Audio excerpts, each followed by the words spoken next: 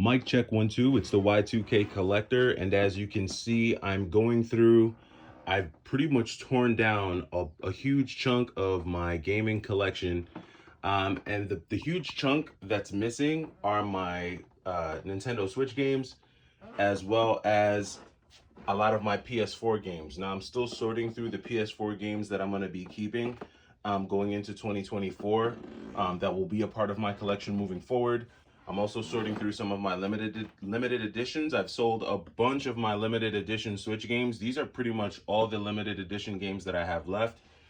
And then I'm just kind of sorting through like a lot of my 3DS stuff, my Wii stuff. I really didn't have a lot of Wii stuff to begin with, but I'm sorting through all of that.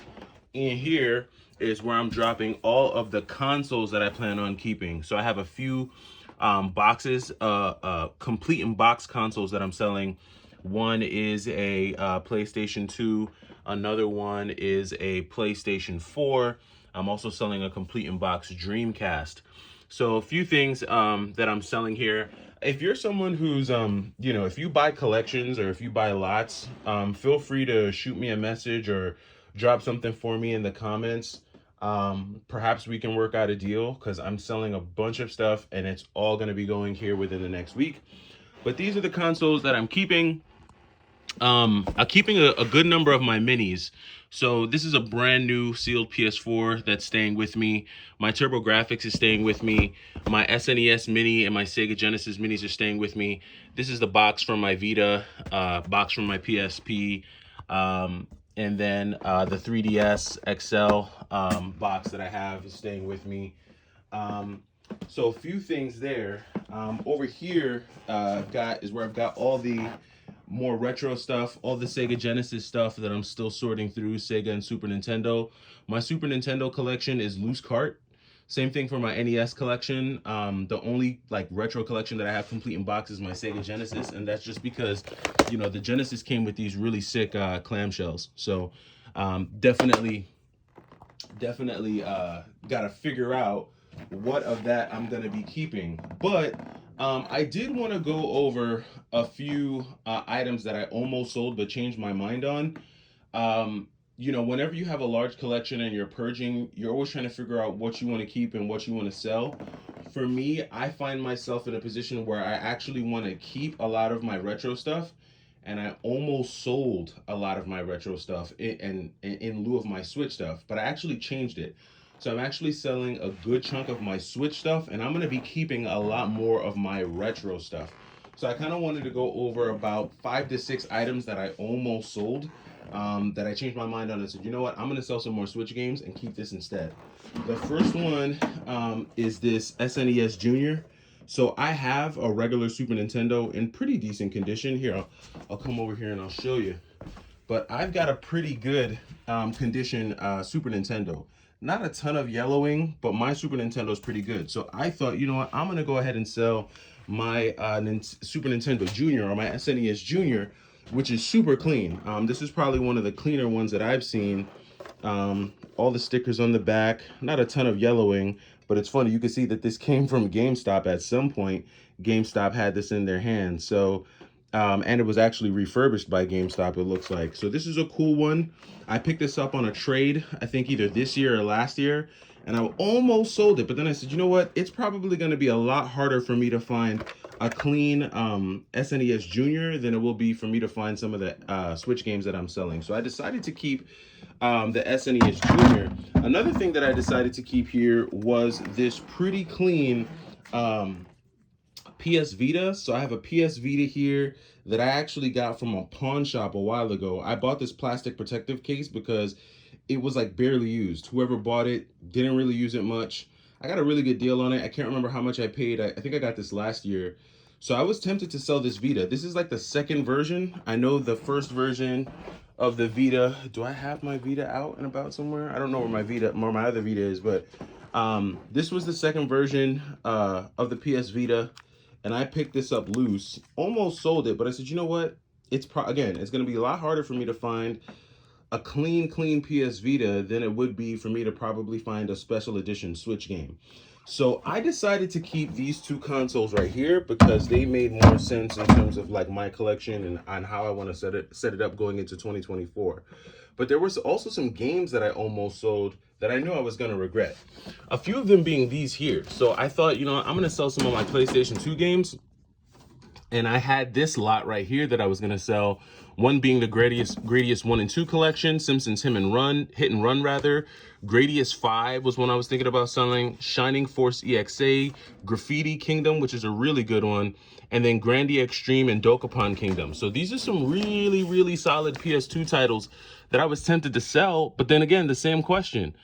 If I were to try to find these again in the condition that I have them, it's going to be a lot harder than some of these Switch games because the Switch is still relatively new, and these games are going to be plentiful for years to come. So I decided, you know what, I'm going to keep these games, and I added some more like limited run Switch games that I know aren't super common, but they're not super expensive either because there's a lot of limited run Switch games that are pretty much still at retail price just because they became so plentiful after a while.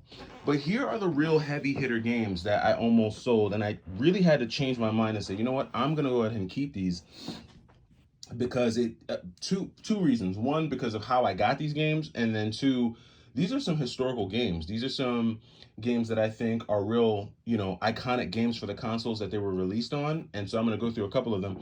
First is gonna be Silent Hill. So I actually picked up this copy of Silent Hill about a year or two ago, off of Mercari from a gentleman who was selling, I guess he had a PlayStation 2 that he never really played, along with like 10 games. The PlayStation 2 was in like new condition. This copy of Silent Hill was in like new condition. It is complete in box and super clean. Looks like the dude barely played it. Silent Hill right now, the original one, Black Label, goes for roughly around $220. I'm seeing this sell for at least 200. So this is a $200 game, and I was gonna sell it because I'm really not into the horror. Like I don't really do the horror games that much. But then again, I had to think to myself, I've never really invested a lot of time into a game like Silent Hill, and who knows, maybe if I do play it, I might see what all of the hoopla is about. So I decided to keep this one in the collection and sell a few more Switch games. Another one that I'm teetering on, I may still sell my copy of the Warriors on the PS2 because I do have the Warriors on the PSP. But this was one that I was gonna sell as well, but I changed my mind and said, I'm gonna keep this one. This copy again is pretty clean. Most of my games are complete in box and very clean. So this was one that I said, I think I'm gonna keep this. I actually picked this up on a trade from a video game store. I had traded in a bunch of, I think, Switch games, yeah. And I took some cash and I took a copy of the Warriors. So that's how I got this one. Another game that I have here is this copy of Silent Hill 2. Now, this one is interesting. I actually went to a game store, did a bunch of trades, and there's a local like Goodwill or Salvation Army near it. And when I went to the Goodwill that day, they actually had this copy of Silent Hill 2 Greatest Hits Edition in like a glass case at Goodwill. Now, this was like, I feel like this was during the height of game hunting. This was when game hunting was crazy. And this was also when like Goodwills and pawn shops and thrift stores were starting to catch on to the fact that video games were valuable. So you started to see the prices in like Goodwill and some of those places go up higher and higher and higher, up until I think one of the last times I went to Goodwill, they were trying to sell like a Wii bundle with like a Nintendo Wii, two controllers, and like a bunch of like Wii Sports games for like 250. And I was like, okay, these people have lost their mind. So that's when I like officially stopped shopping for video games at like Goodwill and stuff. But while the getting was good, it was definitely good.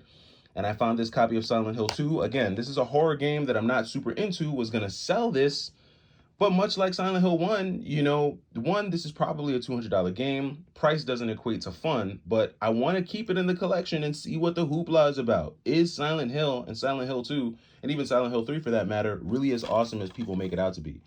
So this is one that I decided to keep in the collection, and I will play it eventually. And then last but not least was this copy of House of the Dead 2. Now this is an extremely clean copy of House of the Dead rather, 1 on the Sega Saturn. It has all of the inserts. The case is not cracked at all. It might crack when I try to open it. It's funny, somebody commented on one of my videos and said the way that I handle games makes them extremely nervous. That's funny. I can understand why though, because these Sega Saturn cases are super fragile. But this copy came with a bunch of inserts. I mean, this is House of the Dead 2. I keep saying House of the Dead 2, but this is House of the Dead with all of the inserts in it. As you can see, okay, I'm going to close this now before I have an avalanche of video games. I don't want that copy of Silent Hill 1 to fall to the ground and crash. So let me just go ahead and close this up. But I think you guys get a good idea. House of the Dead 2, this thing is in mint condition. Almost sold this. It's like a $500 game, which is crazy to me. I don't understand why House of the Dead is so stinking expensive. But I figured in selling House of the Dead, Silent Hill, and Silent Hill 2, that would have been roughly around close to $1,000 for these 3 games. So was thinking about selling it, but I'm actually changing my mind and I'm gonna keep these games in my collection because I just think the retro stuff is gonna be just so much harder to find. But let me know down in the comments, what should I do? What do you guys think? Should I keep the Switch games and sell my retro stuff? Or does it make more sense to sell my retro physical stuff and keep my physical Switch stuff? I'm a little torn right now. Got to make a decision soon. I'm going to be making it today, but I want to know what you all think. Let me know down in the comments, and thanks for stopping by. I am the Y2K Collector. Take it easy.